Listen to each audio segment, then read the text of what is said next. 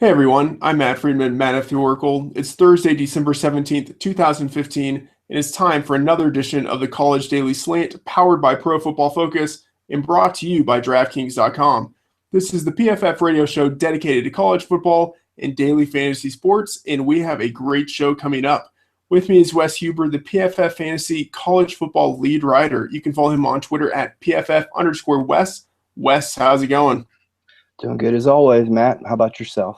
I'm doing well. We are doing this podcast in the dead of night like thieves. Technically, it's Friday, December 18th, but we haven't gone to sleep yet, so our bodies still think it's Thursday. Now, West, the first weekend of bowl games has arrived, and from now till the championship game on the 11th of January, there are going to be so many great matchups, so many draft-eligible prospects to watch that it's going to be exciting and also maybe a little bit overwhelming. And of course, to keep you from being overwhelmed, Pro Football Focus is here. We break down all the games and analyze all the players so that you can sit there and enjoy some good old college football. And then whenever you're ready to read up on the games and the players, we've got you covered with all the football content you can handle. You can have access to all of it with the PFF Fantasy Gold Package for only $29.99. All right, Wes, let's jump into it. There are only 5 games in the slate, so a smaller slate. Let's go through those matchups one by one, and then, of course, we will get to the DFS plays. Let's start with the Gildan, New Mexico Bowl, Arizona versus New Mexico. It is in Albuquerque at University Stadium, so New Mexico presumably should have a substantial home field advantage, although it's not that far for Arizona fans to travel. This is the first game of the bowl season. Arizona is a big favorite. What do you think of this game? Well, when you first think of a New Mexico matchup, you think back to last season, and New Mexico State. They were two of the worst run defending teams in the country, and that still is the pretty much the same for New Mexico, except instead of being at around 125 out of 128 teams, they're around 90th this year. The key for New Mexico in this game, whereas they're given 8 points to New Mexico in this game because. Arizona is, of course, a member of a Power Five conference, and of course, it would almost be a slap in the face to come into this game as the underdog. But this matchup is a lot more even than you might realize. New Mexico, the key for them, they need to focus on utilizing the nation's 20th best run blocking scheme. They've been absolutely a great running team. They utilize the triple option inside midline veer. They set up quick hitting, aggressive misdirectional attacks on their opposition. Many of New Mexico's big plays this season, if you go back and watch their games, have come when they've had Lamar Jordan, their quarterback, run out to the perimeter and pitch the ball off to Jarrell Presley and Tyrion Gibson. So they have a perimeter attack, and that's something that Arizona will need to focus on. But Arizona, they finished 89th in run defense this season. They allowed 4.4 yards per carry, 190 yards a game. And they also finished with the 93rd ranked run defense based in the PFF rating system. My analytical team is out for the holidays. That's a bad joke, but as far as I could tell, going back through the data, Rich Rodriguez hasn't faced a triple option offense since 2002, and that was where the database ended, and possibly longer. So it'll be really interesting to see how they adjust to this type of attack. They have so many guys that they run in different directions. They'll get 3 or 4 yards on you before you even know who has the ball. Over the last 4 games, the Wildcats, consider this. To Arizona State, they allowed 250 rushing yards, 5.2 yards per carry. To Utah, 223 yards, 4.1 yards per carry. USC, 229 yards, 6.8. Washington, 201 yards, 5.6 yards per carry. Arizona's keys on the other side, they could possibly get a new Solomon back from his second head injury of the season, but. And to be honest, I was excited to kind of see what Brandon Dawkins can do after his a follow up to what he did last week when he was pushed into to take over the offense. But unfortunately, he's going to go back to the bench this week. But the Lobos' strength on defense is clearly in pass defense. So if they're going to try to exploit the New Mexico defense, they're going to want to do it on the ground. So getting Solomon back's probably not going to be a huge factor, other than maybe a confidence factor. All but one of New Mexico's main contributors in the secondary this year graded out positively. And their outside linebacker, Maurice Daniels, he was an imposing edge rusher. And so it's going to make things uncomfortable in the pocket for Solomon. But they will definitely want to push the ball on the ground. Lobos finished with the 120th most efficient team defending the run this year. They were 96th in the FBS in preventing rushing yardage, allowed nearly 200 yards a game. But, it'll be interesting to see who is that running back going to be for Arizona. Nick Wilson is out with a knee injury. Looks like Jared Baker will likely see a large workload. That's unfortunate because he's been fed carries ever since Nick Wilson went down. He hasn't been able to do much. I'd really love to see what their prized true freshman Orlando Bradford could do. And he'd be a major sleeper this weekend if he did get on the field. But that would pretty much be a dart, because we have no idea who's going to get the carries, and Bradford hasn't really had that much of an opportunity this year. Right, I hear you there. Now let's go to the Royal Purple Las Vegas Bowl. And sometimes I think that I can make up names of bowls and no one would notice. Anyway, we have Brigham Young versus Utah playing in a postseason version of the Holy War. This game is being played at Sam Boyd Stadium. The game has the lowest over-under of the slate. It should be a very physical, tough matchup. Utah is a 2.5-point favorite. Wes, what do you think of this game? Well, it's really interesting. We were a few weeks ago. Well, I say a few weeks, and I say that lightly. 4 or 5 weeks ago, we were looking at Utah's potential playoff team, and I mean they've just plummeted. And the loss of Devontae Booker has been definitely hasn't helped. But their issues run deeper. Their chances of doing anything this season were paper thin, and they obviously slipped just a bit. I mean, we're looking at Utah as a 2.5-point favorite. And I disagree with that. If I'm putting my money anywhere this week and it's on this game, we all remember the two come from behind victories for BYU over Nebraska and Boise State to start the year, as dramatic as it gets after Taysom Hill went down with his injury. And then they turned around and they lost 2 games right after that, and they were essentially a forgotten team, left for dead.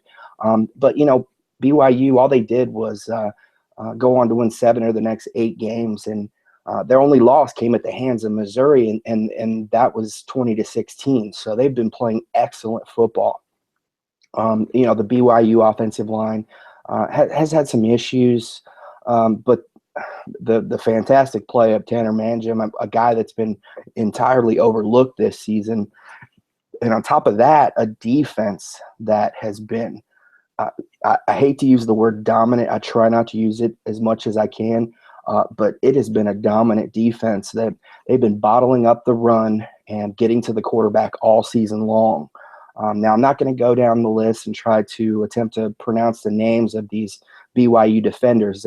They're beyond my reading comprehension, but there are some run-stuffing defensive ends and defensive interiors, and they were a complete force. They do have a few holes in the secondary, but the issue there, one of the lowest yards per completion in the country, was at the hands of Travis Wilson, Utah's quarterback, and he's likely going to be without his top 2 receivers this week, Kenneth Scott and Britton Covey. But to be honest, he wasn't much of a threat to begin with. So if you watch the Utah offense, I really can't stand how I shouldn't word it that way, but the way that Wilson hogs the carries on the read option, it's a little ridiculous. He's good when he finds his spot, but he takes the ball a little too much. It should leave it in the running back's hands more. But you might be asking, if Utah is unable to run the ball on BYU, can BYU find weaknesses in the Utah defense? And that's a very good question, because the Utah defense has been one of the best as far as their linebacker core and their defensive line in particular. And it just so happens behind that elite run defense and pass rush, the Utah secondary is miserably terrible this season. They finished 96 in passing yardage. They allowed nearly 13 yards per completion, which is bad. They allowed 20 touchdowns through the air. They were the 94th rated secondary in PFF analytics. And just in case any of that information was unclear, put your money on BYU with the 2.5 points. All right, Wes, that was very clear. Now, Raycom Media Camellia Bowl, that one totally sounds like a fake bowl name. We have Ohio versus Appalachian State, 2 mid-majors going at it. This is in Montgomery, Alabama at the Crampton Bowl. Who doesn't know the Crampton Bowl? Appalachian State, in only its second year of play in the FBS, is 10-2 and a heavy favorite. I think you have to really be impressed by how quickly Appalachian State has transitioned to the FBS. What are your thoughts on how this game will unfold? No, it is definitely impressive. And now I do want to preface this because, now I think Appalachian State is absolutely the better team in this matchup, and they will come away with the victory. But I think that the 7.5 points that they're getting over Ohio has something to do with the fact that Ohio quarterbacks Darius Bick and to a much lesser extent J.D. Sprague were highly questionable coming into this game. Both of those guys are going to play. So with that in mind, I see the spread dropping a little bit. I don't think it's going to remain at 7.5 points, especially as the money comes in and bettors find out that Vic and Sprague are going to be on the roster. With Greg Wyndham, I was actually, you could throw some more points on top of that. He's not ready for the starting job. But it's been a great year for Appalachian State. I'm completely impressed by this team. But let's go over to Ohio. With Vic on the field, Ohio was 5-3. But more importantly, they a bowl team in Akron and Marshall, and they forced Minnesota to the brink of defeat before I think it was Shannon Brooks took a touchdown run with 30 seconds left in the game to put them ahead. To be honest, all I'm saying with that is that Ohio should be able to wiggle within that 7.5 points if it remains at that high a number. If it starts to drop, then we're looking at just taking Appalachian State here. And no offense to Ohio, but it's almost a slap in the face, like you were saying about just how well Appalachian State is playing right now. I'm a little surprised they didn't receive a little bit better bowl matchup this season. I understand that they're relatively new to the FBS, and that's entirely understandable. But their only defeats this season came to Clemson and to the Sun Belt champion in Arkansas State. I mean, those aren't defeats that you should hang your head about. So I mean, look at their game against Georgia State, the team that's actually playing later in the day. They beat them 37-3 and held them to a hair over 200 total yards. I mean, that's a beat down right there. They have a complete lack of out of conference schedule, and that out of of course sans Clemson. I mean, but these kids can play some football. Marcus Cox, running back, he's an overlooked weapon in the FBS. And despite not coming into a significant role until week 11, Jalen Moore, all he's done is rush for 426 yards and 4.6 per carry after contact. I mean, these two backs are just going to take advantage of the Ohio front seven. The Bobcats, you look it up, the Bobcats are 54th in defending the run this season. But that ranking is masked because they allowed 4.84 yards per carry and almost 2 TDs per game to opposing running backs. And it's a a rank that I'm not concerned with. I see Appalachian State taking this one and seeing some decent fantasy performances from several players. Yeah, I hear you there. And you just mentioned Georgia State. They're playing a Pure Bowl, and that's not making it at all. It's in Orlando. Citrus Bowl features San Jose State. Presumably, Georgia State should have significant home field advantage because of the proximity. Georgia State's a 3-point favorite. Wes, give me the details. Well, the last I checked, San Jose State went up 2.5 by 2.5 points. And if it's 3 points for Georgia State, I'm all over that because I'm taking San Jose State in this game. They were 5-7, and we're coming to our first 5-7 team of bowl season here since we didn't have enough 6-win teams, and that's going to lead far too many people to overlook the Spartans. This is an offense that can score points and in bunches on the ground. Dynamic running back Tyler Irvin, another one of the best kept secrets in college football, and their quarterback, their dual threat, Kenny Potter. I mean, he may have the most unsightly passing motion in the nation, but he is extremely accurate, and he will play against the 83rd ranked passing defense of Georgia State. The Panthers, they were not much better at defending the run than San Jose State, which was pretty bad. San Jose State is one of the worst this year. The Panthers were allowing 4.42 yards per carry, 180 a game. So that opens up, plenty of opportunities for Irvin and Potter to take advantage. I mean, as far as for Georgia State's chances, okay, they just came off a big win over Georgia Southern. I get that. But they go back to November 7th, and this is a 2-6 team. They came back. They won 4 games to become bowl eligible, but it was over South Alabama, Troy, Georgia Southern, who really fell off late in the year. I can't remember the 4th team, but it's not been that impressive of a run to get them to this place. Whereas the games that I've seen of San Jose State, they've been the offense is just is eye-opening sometimes, and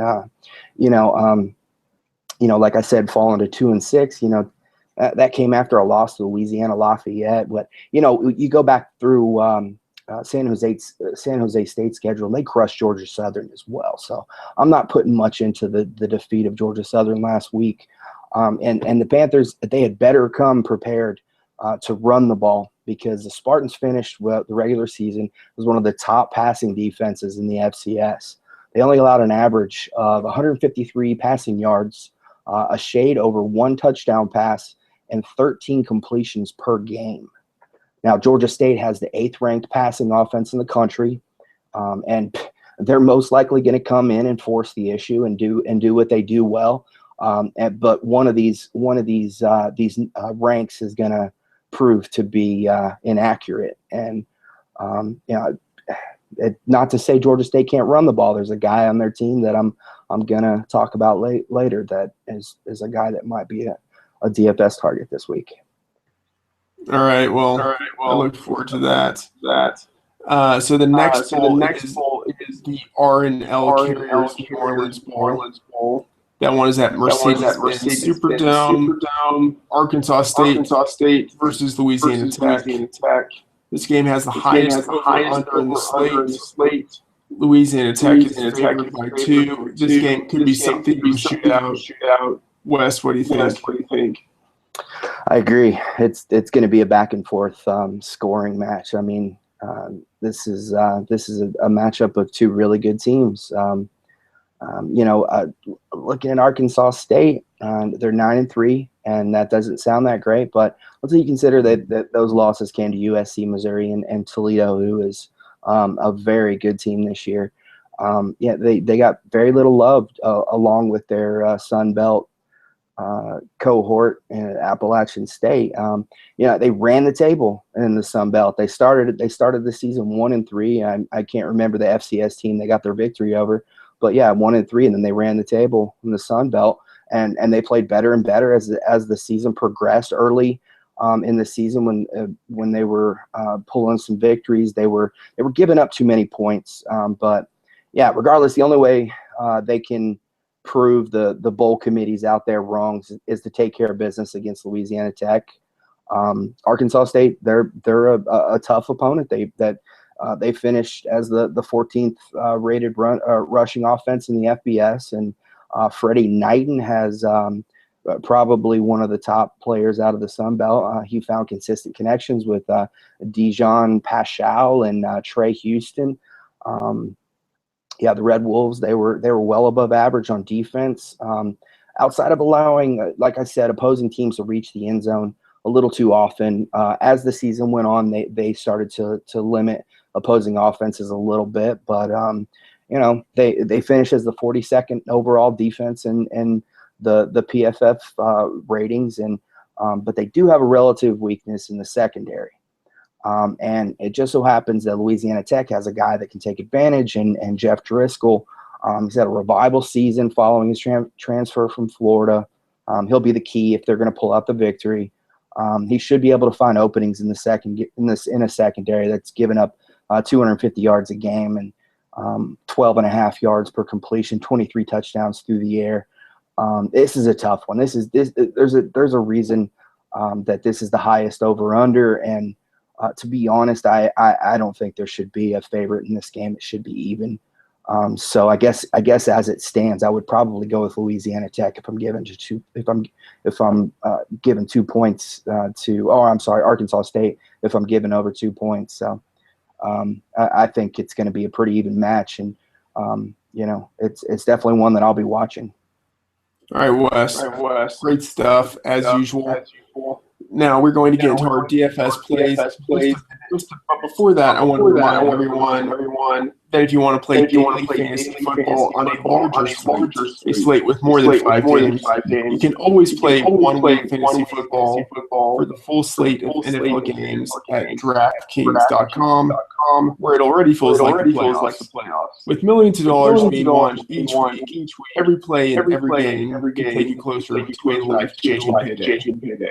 This isn't fantasy as usual. This is DraftKings. Welcome to hurry to DraftKings now and use promo code FF. With your first deposit, play for free in this Sunday's $1 million fantasy football contest. First place takes home $100. Enter PFF for a free entry now at DraftKings.com. That is DraftKings.com. Okay, Wes. There is a lot of echo when I'm talking on your speakers. So you are going to do all of the DFS plays to avoid my echoing. All right. Okay, that sounds good. Okay. I'm not hearing your echo, by the way, but okay.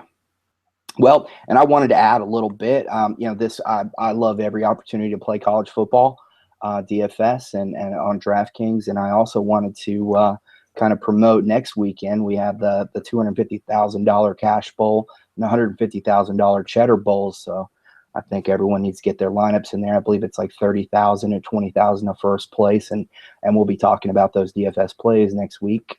So make sure you're around to listen. At quarterback, I'm going with the guy I already mentioned. That's Tanner Mangum. He's more of a DraftKings play. It comes in at $5,800. On FanDuel is $8,000. Of course, going up against Utah.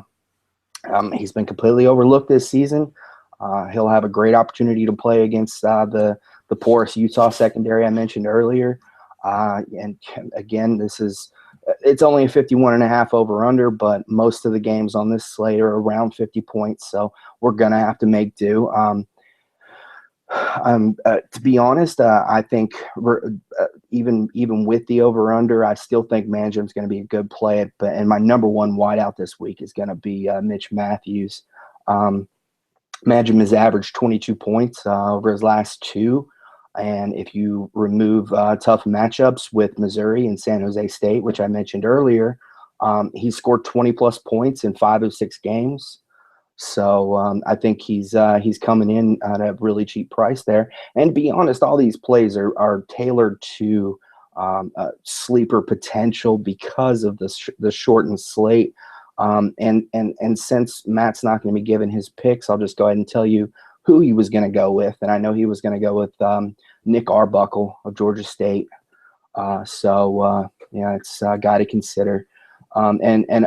Again, staying with the sleeper potential at running back, as a guy I mentioned earlier, Georgia State running back Glenn Smith, going up against San Jose State, which has a very bad run defense.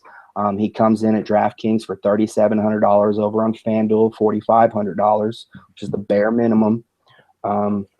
Again, we're looking at a 50-point over/under, but the San Jose State just cannot stop the run, and Smith will be the guy to take advantage. He's averaged 14 carries per game over his last 6 and 15 points per game over his last 2.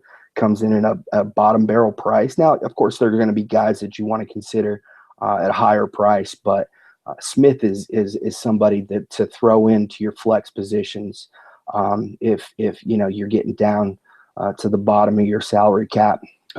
At wide receiver, sticking with the sleeper potential. Oh, and as far as Matt, he was going to go with Joe Williams. And actually, Marcus Cox. Marcus Cox. Oh, I can hear you now. Do you want to try to? It's when I talk, there's echo back. So just keep going. Okay, great. And okay, so wide receiver, sticking with the sleeper guys, Ohio's Ohio wide receiver Jordan Reed versus Appalachian State, $4,600 on DraftKings and $4,800 on FanDuel. Appalachian State's looking at that 7.5 point spread, but like I said, I think this is based on them not having Darius Vick under center, and to be honest, the information that was present, that was available until recently, had him not playing. So I think that many of the lineups that are going to be turned in this weekend will likely not have Reed or Sebastian Smith in them. And that presents an opportunity to get these two into your lineup when a percentage of people, for good reasons, didn't put him in there.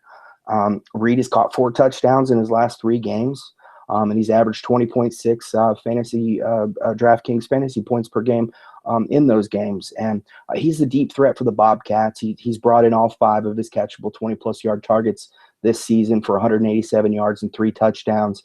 And he looked really good with both Darius Vick and J.D. Sprague prior to their injuries. So I'm pretty confident that he's going to be a good play in this game. Now, I don't love the matchup, but it's bowl season, so we have to make do. And all right, and at wide receiver, I can't remember, who were you going with, Matt? Trent Taylor. That's right. Yeah, which is a great play.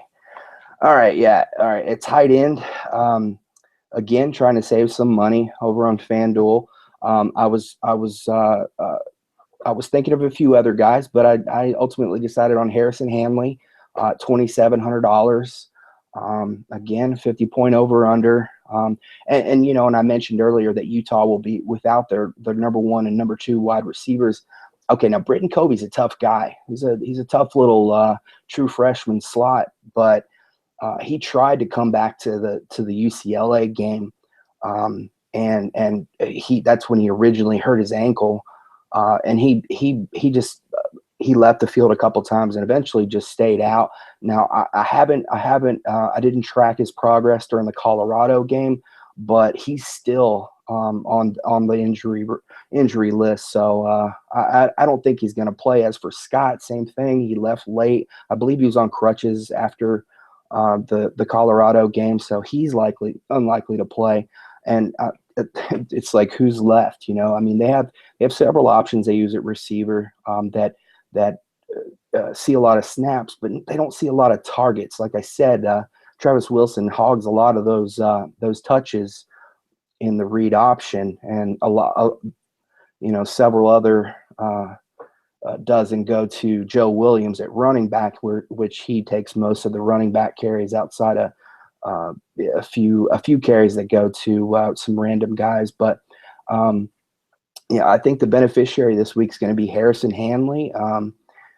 He's only caught 9 passes since week 9. That doesn't sound that great, but in that time, he's racked up 193 receiving yards, which is 15th among tight ends. And they've come at 24 or 21 yards per reception, which is 9th again among tight ends, and 2 touchdowns, also 9th. So even with Travis Wilson at quarterback, I think Harrison Hanley is going to be good for 50 yards, and I'm really hoping for a touchdown there. So, and it comes in at 2,700. Whereas you could go with the guy that Matt was going to go with, which was Billy Freeman, which is a great play. And heck, he's a guy you could throw into your flex position on DraftKings as well. Over down at flex, and this is a really kind of like my flex / GPP dart. It's BYU running back Francis Bernard. He comes in at $3,600 versus Utah. Completely understand that's a terrible matchup, but the points are going to be scored in this game. Keep in mind it's a punt play. Definitely don't want to pepper your lineups with Francis Bernard, but he costs next to nothing. He scored 5 touchdowns over his last 3 games, 3 rushing and 2 receiving. And also during that time, he's put up 17.5 DraftKings points per game. I think that's well worth a dart at $3,600. And in the flag, I was going with Joseph Williams. Yeah, that's right. That's right. I gave you some slack for throwing a $7,000 flex in there, but hey, on this type of slate, you got to spend your money somewhere. And then GPP, I was going with Johnny Jackson, especially on FanDuel, where he's a minimum salary guy. Okay. All right, Wes. Any closing thoughts on the slate? I just want to just bring it to everyone's attention. We're closing out here. These are going to be the last few weeks, so make sure you get your lineups in there, and so we can compete and just extend the season as far as we can go. And this is going to be an exciting bowl season. I think especially next weekend when we get into the larger slate and the larger pools. So it's exciting stuff, and I'm looking forward to it. All right, Wes. Great stuff.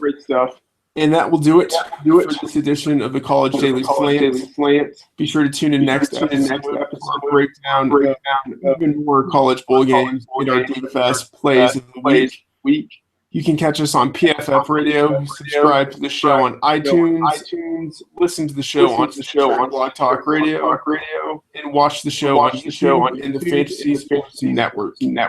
For Wes Huber on Twitter, PFF_Wes, I'm Matt Friedman, Matt of the Oracle. Thanks for tuning in.